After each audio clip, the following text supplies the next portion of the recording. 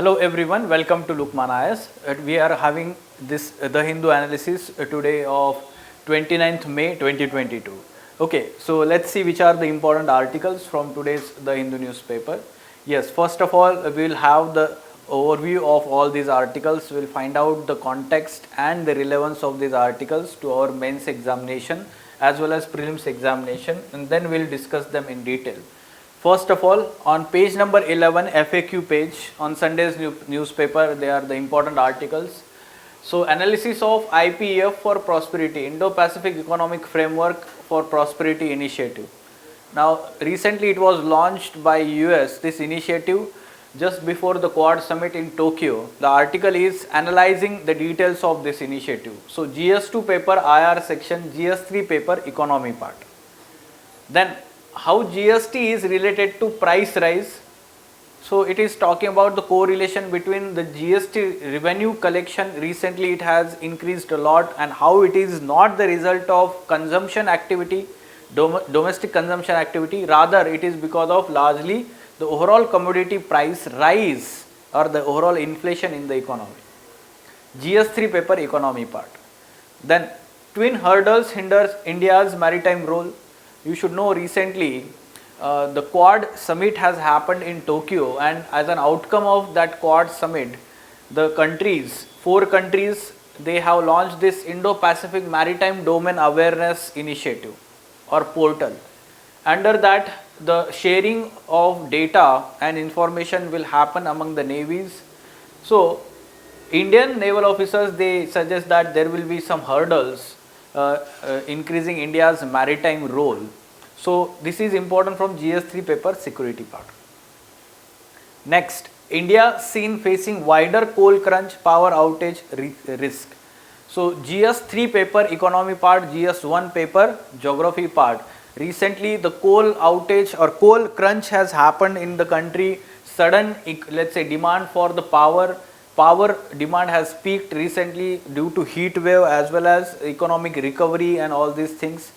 And the coal international prices, again they are very high, so imports are not there for this coal also. So all these are resulting into, we can say, power outages in the country. Specifically for prelims examination, there is one project in Jaipur being implemented by this UN Habitat Agency. You should know that in prelims examination, almost let's say twice, I guess, there was question related to this organization, UN Habitat, okay, in recent past. So that's why the basics of UN Habitat you should cover here, IR section. And Bihar to authorize exploration of country's largest gold reserves. So distribution of resources in the country, it is part of both mains as well as prelims examination geography part, right?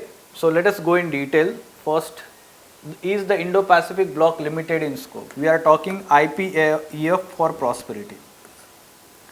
Indo-Pacific Economic Framework for Prosperity. So this was recently launched by US.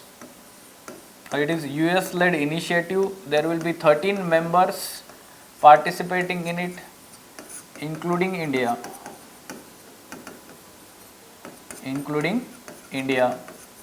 Together these members form the 40% GDP of the world. Okay, then you should know that there are 4 pillars of these initiatives. Which are these 4 pillars? First is clean economy. Yes. Second, resilient economy. Yes. Third one is connected economy. Yes. And fourth one is fair economy. Briefly, we will understand the details. Clean economy, it talks about use of renewable energy, decarbonization, all these aspects part of clean economy. Then resilient economy, it talks about strengthening the supply chains. Okay, so global supply chains, making them resilient for any kind of shocks for those supply chains. Resilient economy. Then connected economy, it talks about data transfer from one country to other country and the data portability, we can say. So it is connected aspect. Then fair economy, It talks about anti-competitive practices or the corruption or money laundering, all these practices, and fair taxation. Okay, so this is how we can say this block is there. Now one should know that this particular framework is not about free trade. It is not about free trade agreement. So it does not talk about reducing the trade barriers, or we can say tariffs. Rather, it talks about trade facilitation. It talks about trade facilitation, clean trade, fair trade. Okay, so this is, we can say, this particular initiative. Now why US is promoting this block? We should know that first of all, US, yes, it is not member of important trade blocks in this Indo-Pacific region. Okay, first, comprehensive and progressive agreement on Trans-Pacific Partnership, 2017. US withdrew from it. Even the other members of this partnership are North American countries like Canada and Mexico, and some of the South American countries, but US withdrew from it. Second, it is not member of RCEP, again the major trade bloc in Indo-Pacific. Okay, so where China is member of this one, China has applied membership for this one. So US needed to have some kind of alternative trade bloc in that region where it can dominate or it can serve its interests. So that's why it is promoting this bloc here. Okay, so then what's in it for India? So India is one such country, or only country from South Asia, so to be invited in this grouping. Along with that, we should know that India did not join RCEP. India did not join RCEP. Second thing, we should know that there is some kind of, let's say, present government is focusing more and more on international trade by signing FTAs with different countries. Recently with UAE, we had signed FTA. Negotiations are going on with Australia. Early harvest deal happened. Then with other countries like UK, Canada also. Okay, so FTAs are being signed. So there was some kind of protectionist view towards India. Now that may be overcome because of joining this negotiation. It will be also beneficial for India because there is more flexibility here. Flexibility in terms of joining this grouping. Okay, it can be, this grouping can be joined under different heads selectively for clean economy or resilient economy. So different heads are there, and for that it can join selectively. So it can be favorable for India. Now how has China responded to IPEF? Yes, China already consider this as anti-China policy. Okay, so we should know that it has also considered Quad as Asian NATO.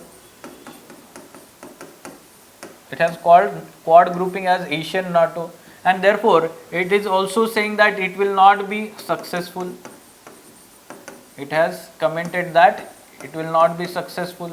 And yes, to some extent we should also understand that China's dominance in this region is huge. All these countries are dependent on China in terms of trade. Be it other Southeast Asian countries, Australia, Japan, all these countries are dependent on China, including India. And yes, 3 ASEAN members, they did not join, which are close to China: Laos, Cambodia and Myanmar. They did not join this grouping. This shows that to some extent it is kind of, we can say, anti-China. Now what about the other criticisms to agreement? We should understand that the previous initiatives, they failed to gather some momentum. For example, which are these initiatives? Blue Dot Network, then Build Back Better for World, B3W. Okay, Build Back Better for the World, Build Back Better World. So this was the initiative led by US in G7 countries, and it was not successful. This is also criticism. Then the statement of this grouping or framework, it is vague. The details are not, we can say, in public domain. What will be the subject matter here? Okay, so the vague things are mentioned. So again, it needs to be, in detail be given.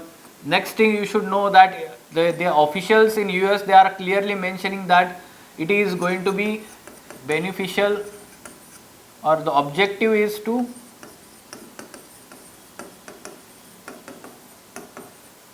benefit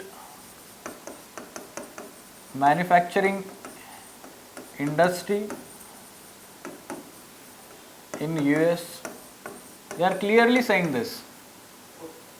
This mainly useful to dominating in China and benefit to US. Yes. Many countries only So that's why criticism, the efficacy and effectiveness of this particular initiative is being questioned. Remaining two countries are only operating as a tools now, sir, against China. Yes, and we can say that yes, some of these countries will get benefit from the US investment in infrastructure and technology and all these things.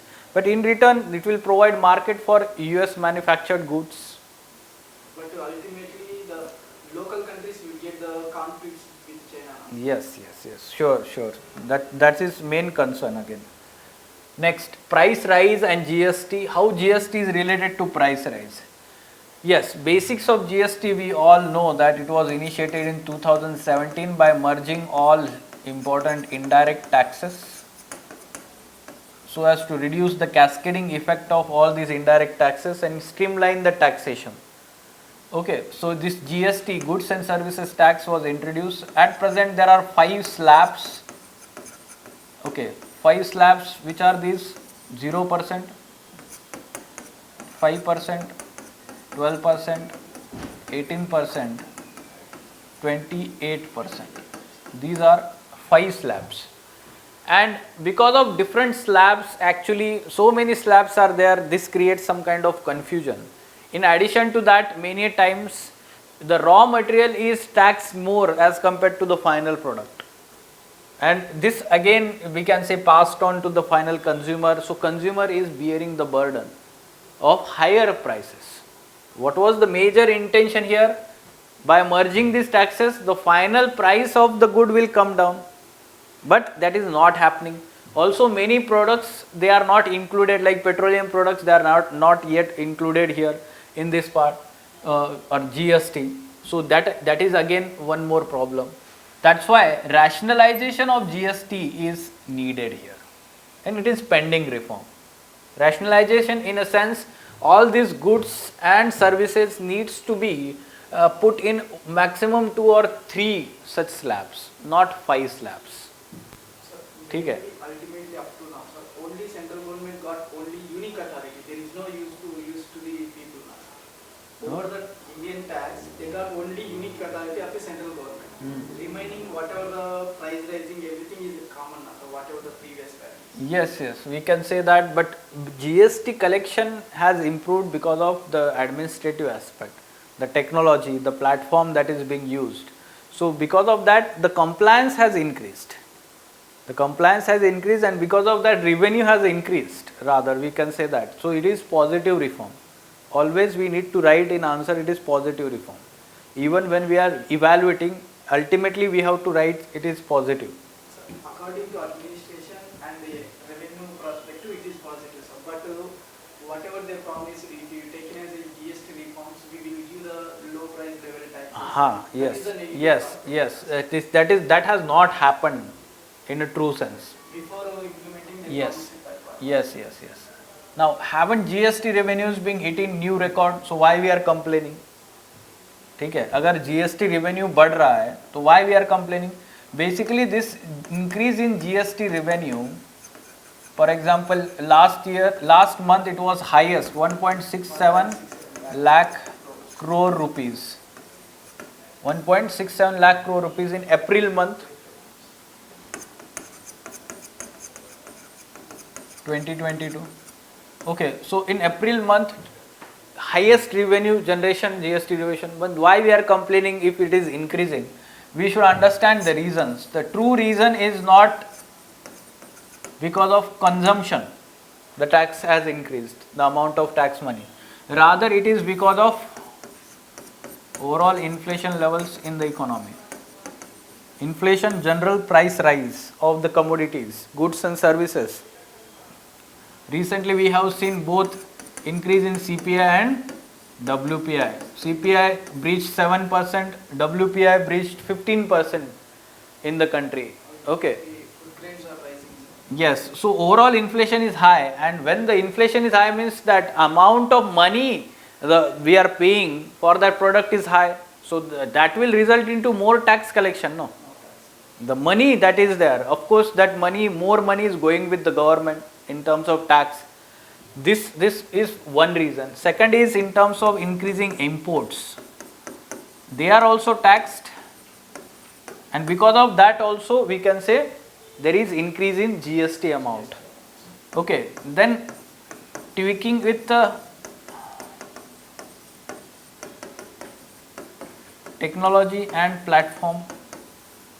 So some kind of reforms are done on the platform, and because of that compliance has to some extent increased.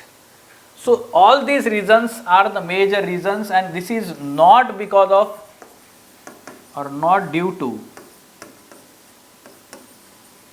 the increase in the consumption levels, not due to increase in the consumption levels. When we talk about consumption, higher consumption will result into higher taxation, and that will also fuel the economy, है ना? उससे क्या होगा? There will be increase in the economic growth, but इससे economic growth नहीं होगा. Yes, it is problematic. Rather this should happen, but this is not happening. So ये reason आपको पता होना चाहिए. Now can we expect the rate reset this year? Less likely we can say. Why? You should know that yes, the reform is still pending, but the government will not take such kind of unpopular decision. Already economy is facing downturn, then pandemic happened, then now Ukraine war, high price rise, or we can say inflation is there. And because of that, if we take such kind of decision now, government takes such kind of decision, it will be a disruption for the business sector. And because of that, again there will be impact on manufacturing. That's why the government is less likely to take decision here regarding this. Okay, so this is what it is explained. Good economy means low inflation, high consumption is the better economy. Moderate inflation. Moderate levels of inflation are acceptable. And high consumption with low price rates. Ha. That is a good economy. Yes, yes. Survival of normal people also. Yes, yes. That is good for economy also, because there will be more demand. Consumption, more consumption, that means more demand is there. And when more demand or aggregate demand is there, then the economic growth will continue. Yes, twin hurdles hinders India's maritime we can say role. Recently, Indo-Pacific Maritime Domain Awareness Initiative for information sharing and maritime surveillance across the region was launched. Okay, and to implement this initiative, there will be some hurdles, twin hurdles. Which are twin hurdles mentioned in the article? The let's say twin hurdles they are talking is infrastructure constraint. One. Second is continued delayed in posting Indian liaison officers at other facilities and centers in the region. So liaison officers are posted by one country with the other country so that the sharing of this information happens in smooth manner. Okay, so like for example, we have this Indian Navy's Information Fusion Center, India Ocean region, and many of Indian Ocean littoral countries liaison officers are posted there. Okay, so this will help in further boosting the interoperability and we can say information sharing, and this helps us protecting our assets in the Indian Ocean region. Okay, so remember these two challenges in implementing this initiative of Indo-Pacific Maritime Domain Awareness. Okay. Now, India is seen facing wide coal crunch power outage risk. let's understand the reasons. Okay, so it is due to higher growth in power demand and lower output from some mines in the country. So domestic production is stagnant. Due to flood and rain. Though that was during the monsoon month, but overall if we see the trend in last 3-4 years, the domestic production has been plateau. Okay, it is constant, it is not increasing, but the demand for power is increasing. Okay, along with that, up till pound, we can say the imports were there, but now imports are declining because of higher prices of coal in international market. That's why we are not importing. They are hesitant. States have to import this. So states are hesitant here. Okay. India has stepped up pressure on utilities to increase imports in recent days. A warning of cuts to supply domestically mined coal if power plants do not build up coal inventories through import. ऐसे warning भी दिया है. But the higher coal demand could also stifle the efforts to build the power plant inventories. Okay, many states called for federal government run Coal India to import coal in bulk and distribute it among the states. So this decision is taken by the central government. So in future we can expect Coal India to import and then distribute to the states for time being. So this is the situation. You should know the after pandemic economic activities regained, and because of that sudden demand for power, along with that recently in summer higher temperatures, then again the demand for power or electricity for cooling purpose increased. Okay. Heritage to sustainability, UN Habitat lays out plan for Pink City. We are talking here about Jaipur city, okay, in Rajasthan. So UN Habitat is collaborating with urban government of Jaipur city, municipal government, to implement this sustainable urban planning and management component of this project. Okay, the component was implemented in collaboration with Jaipur Development Authority and Jaipur Greater Municipal Corporation.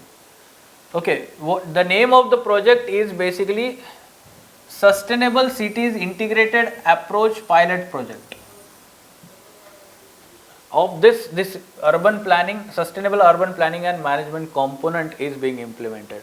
The project has received funding from Global Environment Facility to estimate carbon sequestration potential of Indian cities. Since the city has weak access to public transportation system with less number of buses and poor, we can say, route delineation, fair integration for different modes of transport would make movement convenient, reduce the traffic, vehicle emissions. So multimodal transport, इसको क्या बोलते हैं हम? Multimodal. So simultaneous use of different modes of transport, like buses are there, railways are there, and then there is metro, then there is air routes. So these are different modes of transport. Then project found that there are about 800 dry wells in Jaipur's walled city that could be used as rainwater harvesting structures. So this is how the carbon sequestration is being done, and it is being implemented by UN Habitat. So basics of this body: United Nations Human Settlements Program, UN Habitat. So this is the specialized arm of United Nations for Human Settlements and Sustainable Urban Development. So it works in these fields too, human settlement and sustainable urban development. So you can see here the twin goals of Habitat Agenda are adequate shelter for all and development of sustainable human settlements in urbanizing world. So largely it talks about urban and urbanization, not rural. Okay. Then it was established in 1978 as an outcome of first UN Conference on Human Settlements and Sustainable Urban Development. Then its headquarters is located in Nairobi, Kenya, Africa. India is also member of UN Habitat. And this UN Habitat is member of UNDP also. Okay. Now, it reports directly to United Nations General Assembly, UNGA, and in India, the nodal agency for UN Habitat is Ministry of Housing and Urban Affairs. तो urban से है ना related, so it is housing and urban.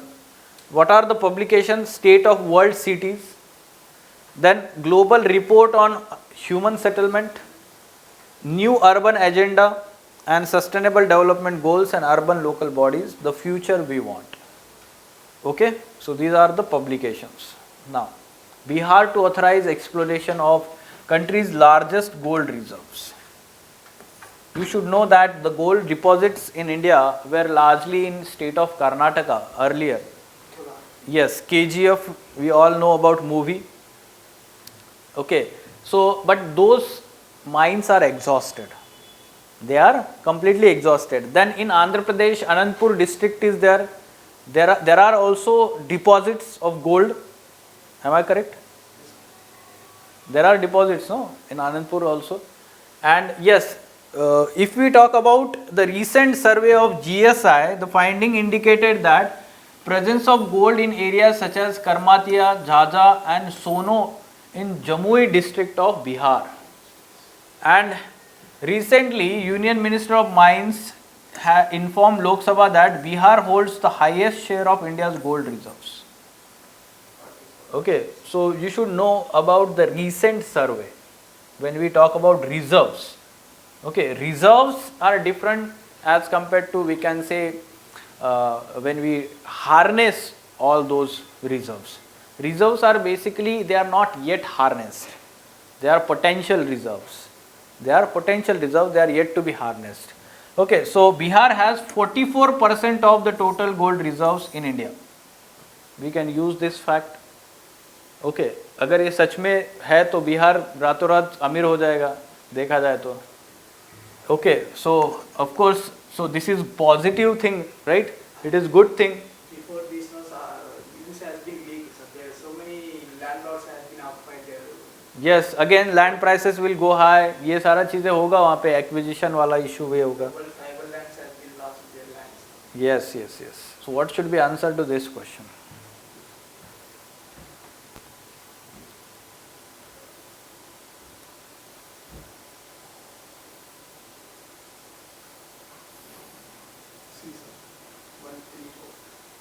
Very good.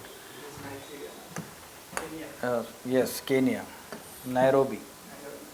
Okay, about UN Habitat, it is UN Agency for Human Settlement, this is correct. Headquarter, Nairobi, it is located in Nairobi, Kenya. So it is incorrect. Reports directly to UNGA, this is correct. UPC may change this to UNSC or UN Secretary General, something like that. Okay, then nodal agency of UN Habitat in India is Ministry of Housing and Urban. यहाँ पे ministry का नाम change कर सकता है, ठीक है. So this is correct. 1, 3 and 4. Okay, C is the correct answer here. Fine. Okay, any question? Okay, let us stop there.